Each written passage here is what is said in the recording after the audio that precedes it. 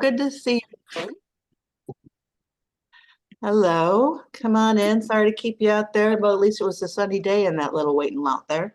Mhm. Come on over. We got a good crowd today to hear what's going on. Okay, so we are being recorded. That's good. Oh, Diane and Kathy, good to see both of you guys. Well, this is where I have to come to see you, huh? Yeah, he put a tie on because he knew you were coming, Kathy. I was gonna say I would ask you to stand up, Timmy, but I'll refrain, buddy. Yeah, you better be careful. We're not that clear. We are not. Hey, Reverend Michelle, how are you doing? I'm good, thank you. How are you? Good, good. Thank you for turning the light on so I can see you better. I appreciate that. Very good. And it is about high noon here. We got a good crowd of folks, don't we? We do. By my screen, a total of 39 right now. So. Okay. Well, we give a little bit of shout outs to folk. And if anybody else wants to introduce themselves or say some message, Ms. Hammond, I just see you there. It's great to see you. Thank you for showing yourself. It is much easier when it's good to see you too, Karen. Hey, and Diane, how you dancing today? Good, good. Very nice. Thank you very much. So it does look like it's about high noon, isn't it? So we should get rolling. We have a nice group today, and Paige and Beth are going to keep letting anybody in. So I am trying to screen share. Can y'all, what do you see on your screen? Timmy, what do you see? We see the video about ready to be queued Oh, up. you do see. Okay. I Yes. guess I got everybody's faces nice and big too. Okay. So my name's Karen Simmons. Welcome to our Tuesday Community Conversations. I go by the old Pete's Produce twice a day as I come to Westchester from my house in Kennett Square. And Krista Barfield and FarmerJawn and Company have been doing quite a bit there over the past year and a half or so. And today we actually have Brandon Ritter, who's FarmerJawn's and Friends Foundation's Chief Operations Officer, who's going to step in for Krista because she is off in the wildlands doing all kinds of things. And Brandon knows this institution extremely well, I should say. Right, sir? I hope so.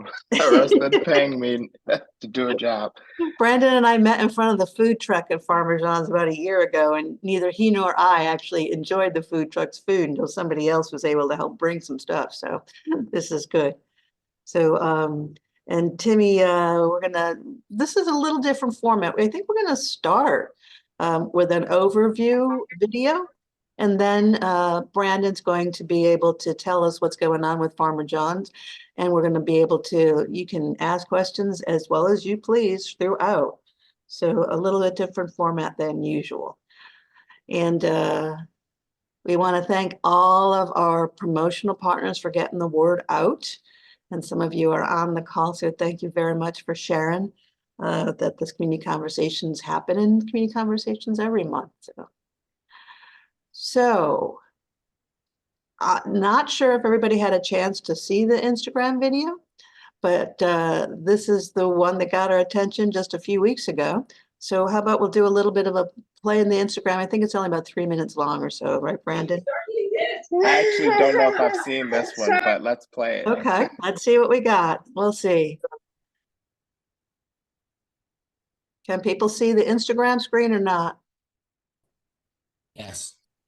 Yep. No. Now you can, right? Yes.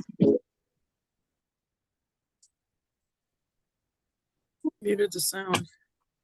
Can you hear the sound? So the goal I have for 2024 is to grow 1 million pounds of food, and we have the space sitting on over 123 acres, and I really we're good. want to challenge myself to lead a team to be able to do something so dope for the community, to grow nutrient-dense, chemical-free, organic food. We need people to do that. And so when I was thinking about the easiest way to make sure that we can introduce people to the farm, answer any questions that they may have, it was we have to invite people here to actually get the first hand view of what's going on, be able to have conversations with me. And I'm really proud that we did it this way. Our open house today was, roughly 120 people signed up. We probably had anywhere between 90 to 100 people actually come this morning to learn more about the open positions that we have here at FarmerJawn. And we did a full walkthrough of the farm. I got to share with them our ideals around soil health and why that's important. My overarching theme of food is medicine, with me being a food healthcare professional first, now in the food industry.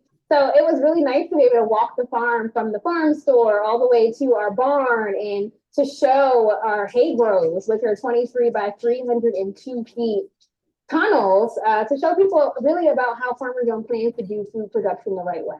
And there's so many opportunities here at FarmerJawn, from being, a volunteer, whether that's structured or just coming to one-off volunteer opportunities, or even being a member of the team by part-time positions that we have available, or even our store manager, to run this operation and indoor, and then also having the folks that are interested in being outside with their hands in the soil. So there's just so much to do. And there's a lot of growth opportunities here, and we're really about equity. We're really about making sure that everybody feels included, and that regardless of your skill level, we can find you a home here at FarmerJawn.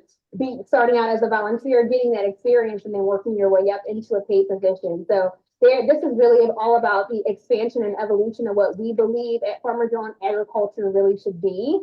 Workforce development, and also helping people build their skill sets and their own confidence, so that, FarmerJawn may not be your home forever. This can just be a starting point in your agricultural journey, or a stepping stone in your ag journey. And we love to see people take our philosophy of food as medicine and travel across the world and replicate it in other places.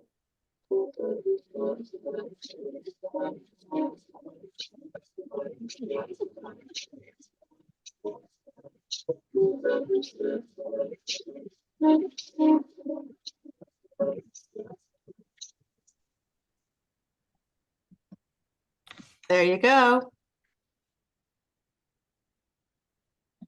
Pretty good? How's that for a good start? Karen, what's funny is that Yeah, really Brandon. quickly before you turn it over to me, that video was made in like less than a day, because I Yeah. remember I wasn't there, and I think that was a Saturday, if I'm not mistaken, in It was. February. Yep. And then like Monday, Krista's like, Brandon, look at the video, let me know what you think. It was So, great. yeah. I know. I saw it on my Instagram feed and was like, oh my God, that was quick. But it's a great overview, because I've gotten so many people saying, what is going on at Pete's Produce? I mean, Uber drivers keep asking about it. It's so funny. So when I saw that, I'm glad, Brandon, that y'all can come and talk today to tell us what's going on at Pete's Produce, because it's not Pete's Produce anymore. Not Pete's Produce anymore. I'm going to flip into the slides, and we'll also be able to send these out to you afterwards and put them online and all that good stuff. So, Brandon, over to you. Awesome.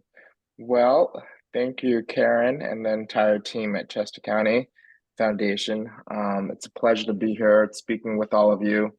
As we briefly said before, if you have questions at any point in time, please stop me and ask away. The slide that we'll be going over today, just as a disclaimer, is a little bit of everything that we have going on, but specifically we wanted to tailor it to you guys here in Chester. And so I'll try to stick to the script as much as possible, but I do want to give a little hint that, FarmerJawn Agriculture and the for-profit FarmerJawn and Friends Foundation Fund are looking to make global impact. So just keep that in mind when we're talking about Chester County. Yeah. Here you'll see a little bit about the difference and who all is on our team. For the nonprofit, we do have to have a board. Here are some of those members that you'll see on your left-hand side of the screen. And at the top, you'll see the foundation and what we're about. We're a 501c3. We focus mostly on education and also being a workforce development provider. And so if it's in those categories, people come to me all day long. Brandon, I have this idea. What do you think? Like, can we partner? Longest is in those categories. I'm all game to think about that. But don't come to me with something outside of those areas. So that's just my little thing there. The farm business is more of a retail and farm business, especially at Chester, at the FarmerJawn at Westtown location. It is Black owned, woman owned, and there will be a retail business that will be, there at the old Pete's Produce. It's more about regenerative farming practices, obviously, and we can talk about that if there's any questions about what that means. I think you But- better talk about it right Yeah. now, Okay. Brandon, because that's All right. one of the things I had to explain to the Yeah. Uber drivers all the time. Yeah. So I'm going to put your Um, locations up and you talk about great. regenerative farm practices because it's a Yeah. huge question. Yeah.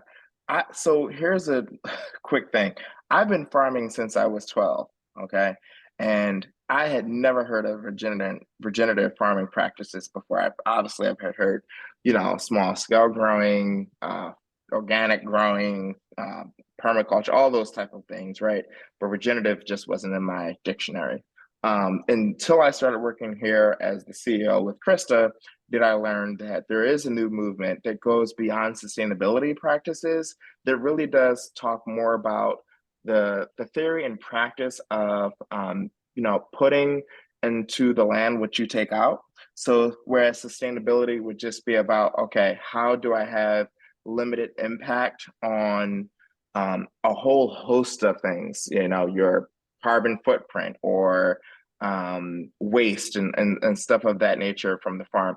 This is more about, the type of practices that you're putting into practice on your farm that would be deeper than that. So I guess an example I'm thinking off the top of my head would be if you're growing some type of corn or I don't know, any type of crop that you could think of. One year you might be growing that crop in that space, and then the next year you'd have a crop rotation that would help benefit the soil from the depletion of whatever microorganisms and nutrients that soil needed to give back to that. And I'm not saying anything right now that's novel in that approach, because a lot of people I do want to acknowledge who are organic follow some of those standards. But I guess just think about regenerative as being something that is really giving to the land versus just extracting from the land. And that is also encompassing of the people that you have working on your land, obviously, the animals, if you have any of those as well, and thinking about people, planet, and that relationship and that ecosystem. And so I would offer all of you to do more research if you're interested to learn more about that practice. It's, like I said, it's something that it's given a name, I feel like, more recently, and a lot of people are like, oh, what's that? That's cool. So we're all kind of learning together, or relearning, some of these practices, I should say. I don't want to go any further without acknowledging a friend here that's on this Zoom with us that I can see as I was scrolling through. Oh, I lost you guys. 1 second. Let me go back. Why can I see? Okay. Will Hydrith is here with us today. Will is waving. Will, can you just say something really quickly about your position and how you work with us? Sure, happy to. I'm Will Hildreth. I am on the Board of Trustees at Westtown School, and I'm clerk of the Farmland Task Force, which is the committee that both put out the RFP looking for a new farmer when Pete announced his retirement. And also we work back and forth continuously with Krista and Brandon and their organization in, kind of moving things forward and doing what we can to make the FarmerJawn at Westtown project a success. Yes. So Will, Westtown School took a huge, huge leap when you chose FarmerJawn. And I was delighted to see that, but it is a huge, big difference. It is a big change, and we're excited about the possibilities of it. And I personally, speaking for myself, really, really believe in the vision that Krista has for the land and for the regenerative farming and for the store as well. So I'm really excited to see it coming into bloom, so to speak. And Will, had you been familiar with the Elkins Park? You're a North Philly focus, right? Myself, actually, I live out of state now. I grew up in Chester County, but I grew up in Chester Springs, but now I live up in Massachusetts. but serve on the board at Westtown. I became familiar with FarmerJawn's work when they submitted the RFP and did a lot of research in them. Okay. Do we have other questions or comments? Well, you made a comment about the possibilities. Can you elaborate on that somewhat and talk about some of the possibilities you're looking at? I think I would really leave that to Brandon because it's their project and their business. Okay. I don't want to misspeak and say something that may have changed or be out of the range. So I think it'd be a better question for Brandon to address. Yeah. And Will, thank you sorry for putting you on the spot, but No I problem. think you spoke best to your position, what Westtown is looking to do in terms of the change from Preet's Produce to FarmerJawn, and how that all came about through the RFP process when Pete retired. And that history, I think, is great to share with everyone who's here. So, Timmy, really quickly, when we're talking about possibilities, right? We have to remember how all of this got started. FarmerJawn is a 5-year-old organization, possibly turning 6. I'm not sure of the exact date for the for-profit side. But, we're a new startup, essentially, with a lot of hope and a lot of promise and a lot of backers, and with some early wins and successes throughout. And so, I was introduced to FarmerJawn in late 2021 and started working with FarmerJawn in early 2022. And so I've been with the FarmerJawn nonprofit for about 2 years now. And when I was looking into what this organization could become, it's really about listening to Krista's aspirations. And anyone who's ever met Krista, and I know, Will, you probably had, many times one-on-one with Krista, as I have and others, where you're just listening and it's like nonstop, like, oh, wow, oh, wow. And so when we talk about possibilities, I think that they're somewhat limitless, and that there's a lot of ways that we can grow and improve and create more access for everyone. And that has not been, I guess, the standard of farming practices throughout this nation's history. And we're looking to change that, right? So with that being said, I think that when we talk about possibilities a little bit more like in detail, we're really looking at, a phase over year, months, days, weeks, right? And, we've had a lot of different plans that have changed. Our possibility here at Westtown is really looking at how do we create a system that encompasses the regenerative farming practices while also paying homage to who this land originally belonged to, the Lenape folks. There's so much that we could, talk about when we say possibilities, but more specifically, we know, and we can actually change over some slides here, Karen. I think we can go to, yeah, this is perfect segue. That's the one. Values, right? When we talk about possibilities, we're always thinking about these 3 things as the nexus of what we do, right?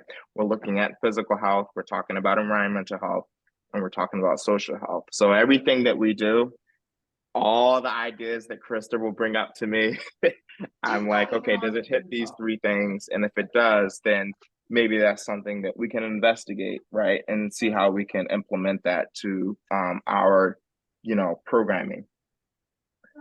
We still switch over to the other slide. I just wanted to quickly, obviously, give you a little bit of what the vision is here. I'm not going to read that statement, but you can gloss over it and you'll also be receiving this.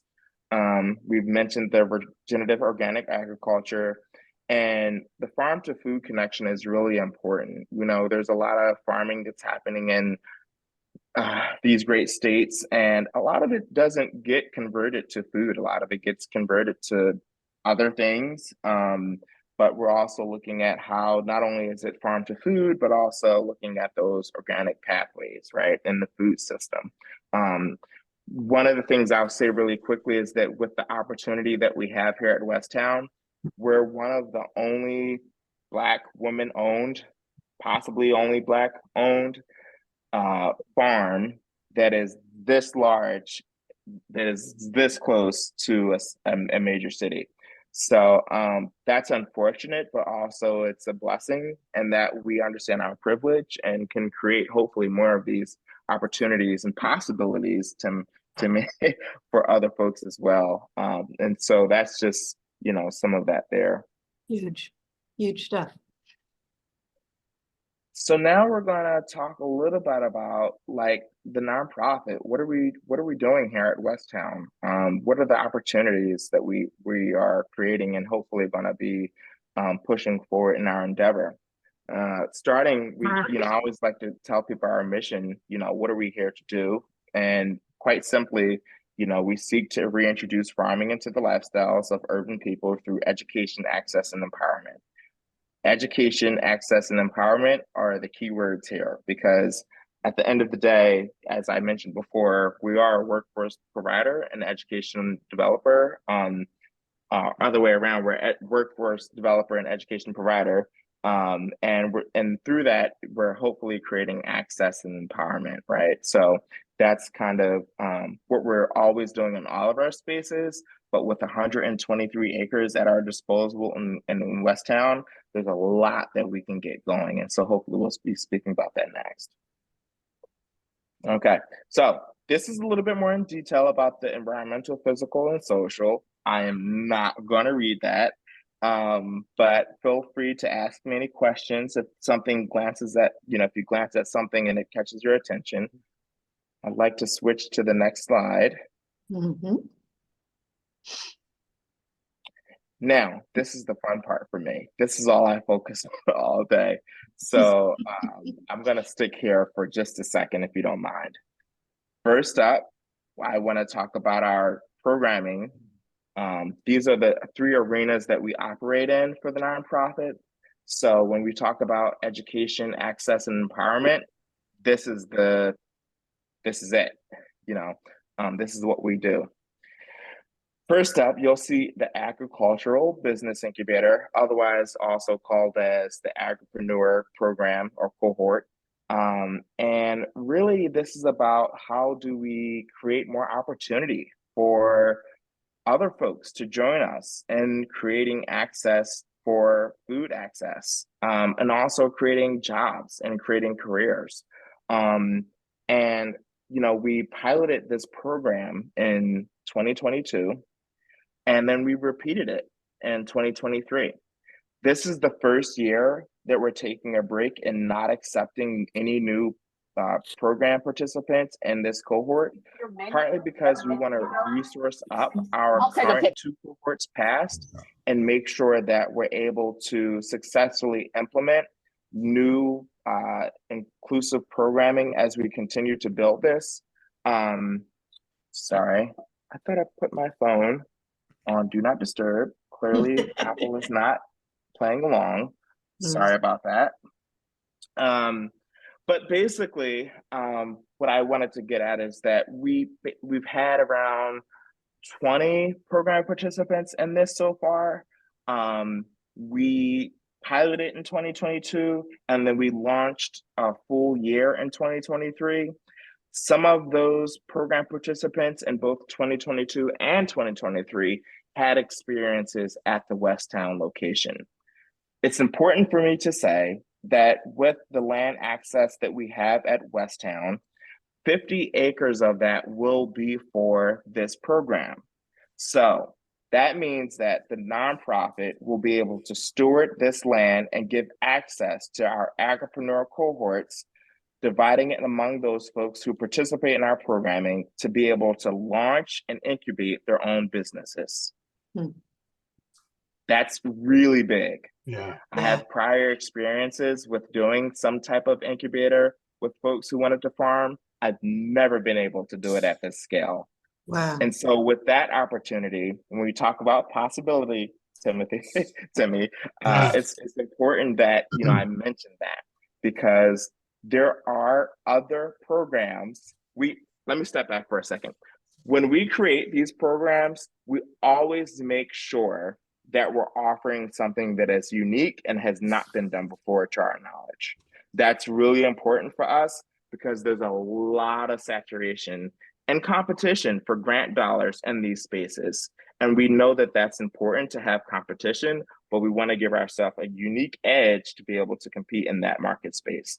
So with that being said, when we talk about this agricultural business incubator in Chester, we're talking about having global impact because we're looking forward once we launch our new round, which could be 2025, to start accepting applications nationwide. So far, we've received over, I think, 100 different applications for the last 2 cohorts. Most of that has been the majority of Northeast, but we have received notice of interest from Africa, and we received notice from California. So we know that there are people who are looking to get the education, get the resources, be able to partner up with us through an immersive cohort program so they can leave us and start their own businesses. And we are unique in that we don't just think about farming, we think about the process of building the actual business. So we partner with Krista. Krista has a wide network of different people in her Rolodex that she's able to call upon and say, hey, listen, I got this person who wants to start a juice business, but they also want to do some farming. I could help them with the farming part, but could you, you're a chef, could you help give them access to a commercial kitchen to start testing out and selling some stuff? And they always will say yes, right? Because they're like, this is such a great, cool thing. So our business incubator has already gotten off to a great start. This year, we're really looking to support with more current, people who are in our programming from the last 2 years, and looking to reset our incubator for the next years and hopefully decades to come. Brendan, I think there's a couple of slides about the incubator before you go on to the next program. And did Yep. people have comments, questions too? Let me hit the slides. Is this right? Yes, great. So this is what we were talking about before, how we develop and implement those business plans that accompany their time with us while they're farming. As you can see, this is 2 folks that we have. They have equipment at their disposal. And this is the 2022 cohort. Early on, this was when we just did the pilot. And it was only for 6 weeks. Now, this is at Elkins, but as I mentioned, both 2022 and 2023 folks had access to the Elkins. So even though we started in 2023, with Westtown, they also, some of our folks from 2022 came into the Westtown space to do some work as well and learn. And so basically, when we're talking about how these folks are creating their businesses, they're also accompanied with creating the business plans throughout their time and duration of doing farming, right? That is not a thing anywhere. Right. You'll have a lot of people who will help you learn how to farm. My thing is always, you can learn how to farm, but if you don't know how to run a business, you're not going to be making any money. And I'm sorry, if you're not making any money, I call that a hobby. All right. That's just how the world works in America. So let's move forward. So Well- Brent, does that tie in with your Cheney connection or no? It could tie in with our Cheney connection. Thank you for bringing that up, actually. Perfect timing. Yeah. I wanted to mention that obviously hopefully everyone probably knows that Cheney is right in your backyard there. They're one of the HBCUs, and we're proud to have them right across the street from us at Westtown.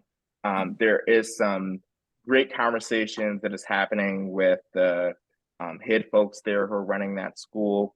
And the funniest thing is that they're also in transition with some things that they need to turn around to make that school a great success for their students as well. And this is the perfect time. We're like, great, look, let's figure out how to create some synergy here. One of the things that we've talked about is looking at how this agricultural business incubator could receive a certification to go along when they graduate. Right now, the folks who participate in our programming will have access post their graduation with tools and resources, and always be able to give us a phone call, email, or text. But one of the things that we'd hope to create is some type of certification that would be able to go with them wherever they could land. That could be important for a couple of different reasons. Some of them could be, just off the top of my head, applying for a loan. I mean, a lot of times people want to see the credentials. So this could be a long way in that pursuit. Applying for access to land. Big leases, they want to know, what is your, like, are you reputable? Where are you coming from? And so, you know, not only are we looking at this from the framework of, is this just only for our people, but we also believe that this could be a great add-on to someone's degree, actually, at Cheney, to say, look, I also did this certification, you know. So we're looking at a lot of different pathways and avenues to be able to create more access for folks. There is limited opportunities for people to intern, not only on a farm that's going to work you and say, okay, you can learn along the way, right? Learn as you do, which I have no problem with. That's how I got to where I am today. But to actually be able to sit down with you and spend that quality time to answer all of your questions, to be able to give you access to the industry leaders in this space, and to be able to create businesses, you know, at the end of the day, is something that we desperately need. Right now, America's farmers are mostly 65 or 60 and over. I believe the percentage is like crazy. It's like some 90% of them are white. And so, you know, we want to shake that up a little bit, you know, and create more inclusive spaces for other folks as well. Excellent. So as I mentioned, this was only the first year. This slide deck has not been updated since 2022, but shame on me, right? 50 applications for the first year of 2022. We also received another 50 in 2023. We selected 10, and we had some criteria for these folks. We said, okay, we're giving you access to a free program. All you have to do is these things. One is that you need to be able to spend at least 10 hours a week on the farm every week throughout the program. And so because this was a pilot this year, it was only for 4 months, but we had actually only advertised it for like a month or two, and or, you know, as what they would be required for this program. But we spent a little bit more time than that, which just went to show that people were really interested. We went longer than we expected. Mhm. And then 4 of those folks actually transferred over to 2023. We didn't say to anyone, like, this is our whole philosophy. Look, you graduated, we'll see you later, right? What instead we wanted to do was to be able to offer them to stay on with us, to gain more experiences along with the new cohort that was joining us in 2023. And so all the field trips that we would do throughout the tri-state area, any Zoom calls with the industry leaders in our space that we would host, they were also invited to those. They obviously still had access to the farm, and our farm managers who would come with information about questions that they might have. They also had that hands-on experience alongside those farm managers as well. And for these 4 folks, like I was mentioning before, they had access to Westtown, which is really important because our Elkins location is only an acre, whereas the Westchester Westtown location is 123. So they went from small scale to large scale really quickly. And it showed them a different perspective that they could, you know, look at things a little bit more differently, to see how it would sit with their own business creation, which is important.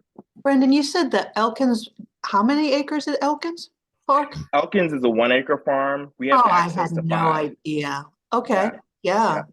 Okay, yeah, I didn't realize that. Well, no Mhm. wonder Westtown is such a, literally a big deal. Yeah, it's a jewel for sure. Okay. So Um, that's the core program, or no, I mean, it's the core nonprofit program, right? The agricultural business indicator. yeah. And then you have 2 other programs, and plus the for-profit is also selling some produce and baked goods? Yeah. So, and this is where I'm the least educated, and I'm probably not the best person for this on the for-profit side, because as you can see, it's a lot going on with the three things here. But, the for-profit will be opening up a store in Westtown. The exact date, I am not sure. Soon. We call it soon. Soon. We'll say soon. I believe it should be spring. And they did open last year for a couple months. And Will, you might even know like how the experience was with that. But from what I heard, people loved that the store was reopening and had a chance to stop in and gather some items, whether they were cooking something that night that they needed in a recipe or were just, saying, look, I'm gonna stop in and I'll get what I can get and do what I can do with what I got. But one of the things that the store being there along with the farm is that there's a CSA for the for-profit side. So a CSA stands for Community Supported Agriculture, and it's basically a share of food that you would buy up front. So I don't know, $500 or $1,000. I know the numbers have changed from last year to this year, but with this program basically on the for-profit side, you get to get food for weeks. I'm not sure the time, but I think it's like something like 26 weeks. And you come every week to pick up your produce for whatever's seasonal, and your farmer, it's organic, and I mean, it's great stuff. So a lot of people have participated in that and have been year-over-year customers because I've seen them come and pick up their CSAs.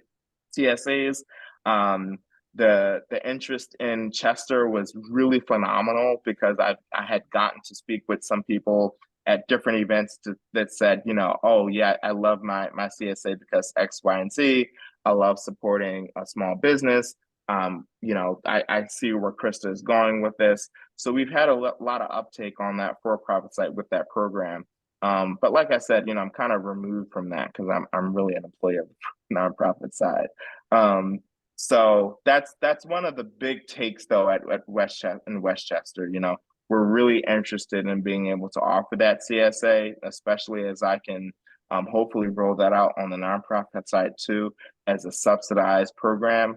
And we're really looking at some new things here, and especially in places like Chester, and other areas where there is a diverse pool of people who need access to fresh foods, but might not be able to pay the $500 or the $1,000 up front.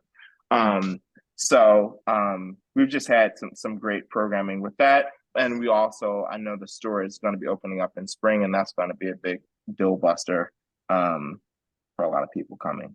Mm-hmm. So Brandy, it doesn't get much fresher than what you guys are doing, in other words, right?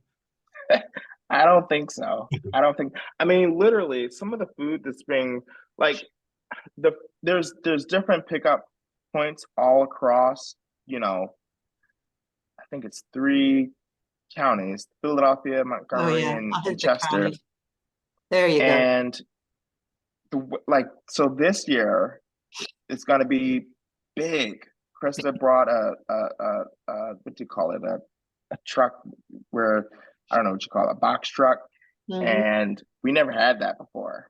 And so there's going to be a lot of people who are going to have more access to FarmerJawn offerings. And there's probably going to be more, things happening to get people food. I know there's a partnership coming with Phil Abundance, which is really important. Phil Abundance is also a supplier for the Chester County, what's the name, Karen? For Food bank. Food bank, yep. And so, we're like, well, if we're supplying Phil Abundance with food, we know some of that's going to end up with Chester County Food Bank, which is great stuff as well. So there's just a lot of things happening quickly and rapidly, and I'm pretty sure I'm not saying a whole lot that I'm forgetting right now. You're doing fine. You're doing fine. So you want to talk a little bit about the other 2 nonprofit programs? Yeah, so there's actually been School-based in the corners? Yeah, go ahead. there's been a big switch actually. Last year, it was decided among senior leadership and the board that one thing I can quickly talk about that we won't spend a whole lot of time on is the Corner Drawn project. We won't spend a whole lot of time talking about this because one, it's not in Chester, and two, it's not under the nonprofit umbrella anymore. It's been switched over to the for-profit. So that being said, we're doing a component of this, which is looking at, we're doing a health study with Drexel that will be at these cornerstone locations, but we won't actually be doing the corner drawn itself. There is potential for us to expand this. I would say that we know that there's interest to bring this to Coatesville and other areas. And basically the corner drawn is a retake on corner stores. If you've ever been to a bodega, you kind of know what's in there. It's a lot of, Doritos and sodas, and you might be able to get a hoagie real quick. And we believe, I'm from the city, that those spaces have unique value for the people who are accessing those. I'm one of those, if you ever recall, don't yuck my yum. And so even though it could be less or more unhealthy food options than what we're offering, we're just reinventing that and say, look, this type of vehicle to get your food is working for people. We're looking at the affordability, the accessibility, and how the convenience is working. How do we retake that idea and make it with healthier foods? If there's a healthier sandwich, if there's a healthier chip, if there's real food, lettuce and carrots and eggplant and stuff that you could buy throughout the year versus just the snacks and stuff, how do you deliver that to the masses? And so that's really what the corner drawn is. So Brandon, is that part of your food is medicine thought process? That is exactly right. Look, that's a definite vehicle for food as medicine. And that's why we're partnered with Drexel and have a grant to do some of the health screenings, looking at pre and post. When this store is opening in Kensington later this year, we'll be able to assess how this is working for the community or not, right? And be able to explore other options as we might grow this corner drawn concept in other areas. But we have to get it right here first. And can you talk about what you're doing with school kids, and especially when it comes to Chester County? Oh, Bertha, I Yes, see you hi. talking. Hi, Bertha. Yes, hi. A quick question about the Corner John project. Now, just wondering, I'm listening to what you're saying about, what you want to do and what you're planning on doing about providing healthier foods. What, just out of curiosity, I'm not sure how to ask this. What's the success rate of people who have tried that before? And how do you plan on educating the community about, about the opportunity to have healthier foods, and especially like in food deserts and that kind of thing? And do people actually come buy healthier food if they have a choice? Yeah. I mean, that's what we call nonprofit landed impact, right? And put your money where your mouth is, kind of thing. So here's the deal, and I have had a lot of different questions about this corner drawn concept. At the end of the day, we are successful in the media landscape. We get a lot of attention in a lot of different areas with all of the things that we put out. And we've had a huge amount of interest in people with this corner drawn concept. We also have partners that we've been able to bring along the journey that could help us share the message. One of the things that I have been looking at is to make sure that we're able to reach the people that we say we want to reach with this. And I've got a lot of great feelings about that. Whenever I talk to people on the ground, they're always like, that's cool. I want to come and stop by and visit. So a part of me has been happy to know that there's that interest.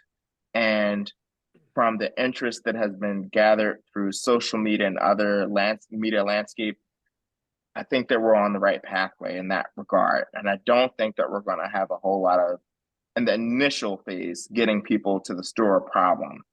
What I am paying attention to is price points, because that is what typically, to your point, Bertha, has made other places like this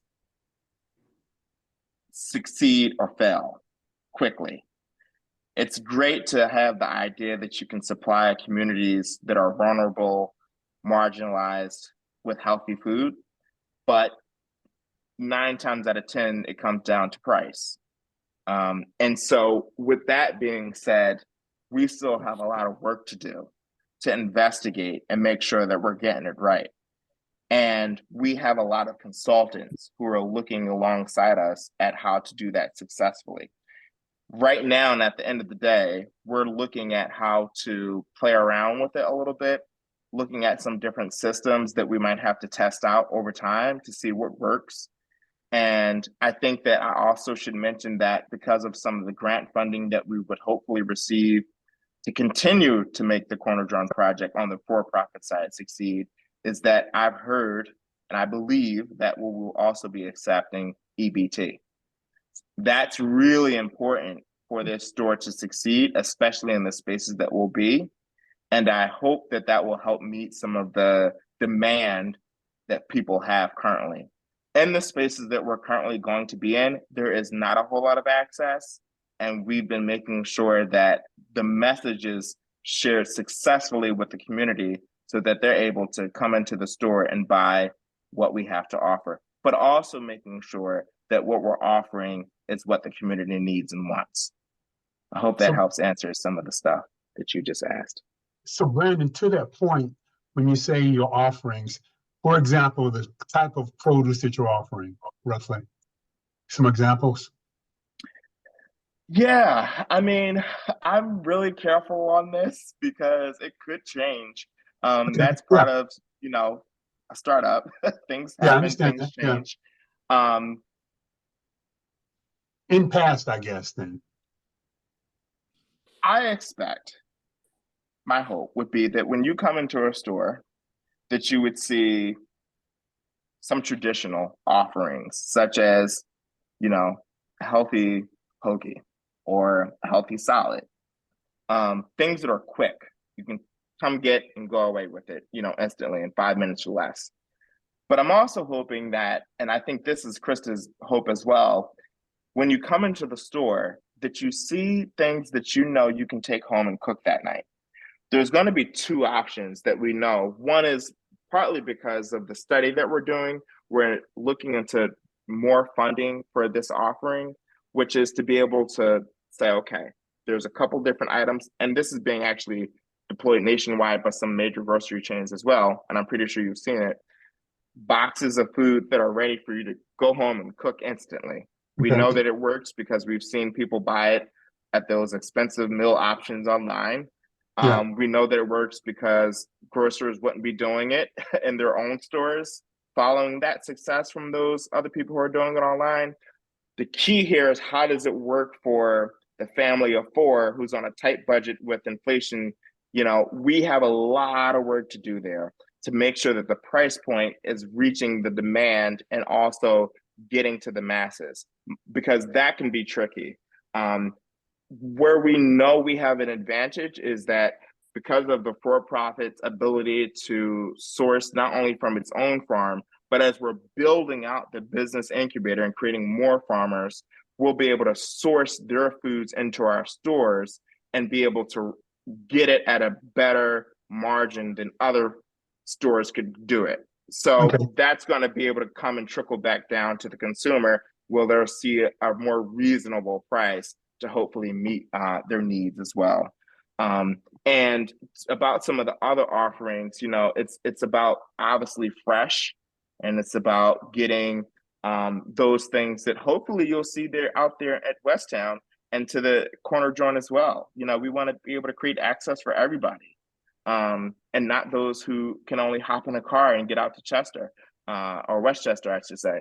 So, you know, we want to be able to create create those unique opportunities in a lot of different spaces. And I think those are the offerings that you'll see. Okay, great, thanks. Any other comments, questions, ideas?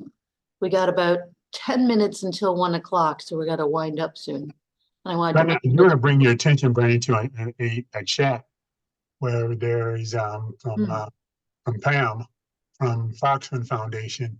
I think she wants to get in contact with you.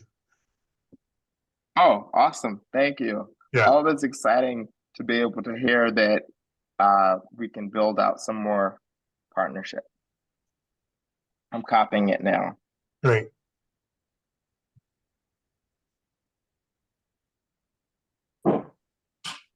Any other questions? Well, while we're waiting for more questions to inflow, I'm just going to finish out with the school-based programming.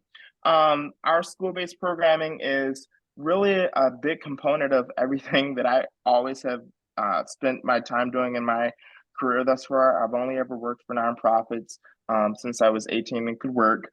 And most of my time has been in the agricultural space, but mostly looking at education. And within that, I've worked in a lot of different areas, and I have been able to gather a lot of lived experience on how our educational, our experiential education could, meet some of the school initiatives that they have, but also some of the state standards that schools have to follow in regards to all the different, curriculum that they have to follow. So when we're building this curriculum, we're really making sure that whether they're coming to our farm or we're going into their school to teach, agriculture, that it's helpful to the teacher and it's helpful to the students.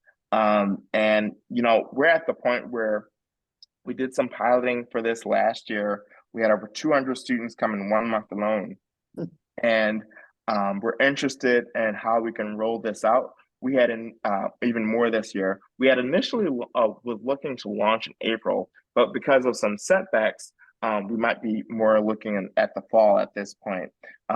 There is a lot of interest.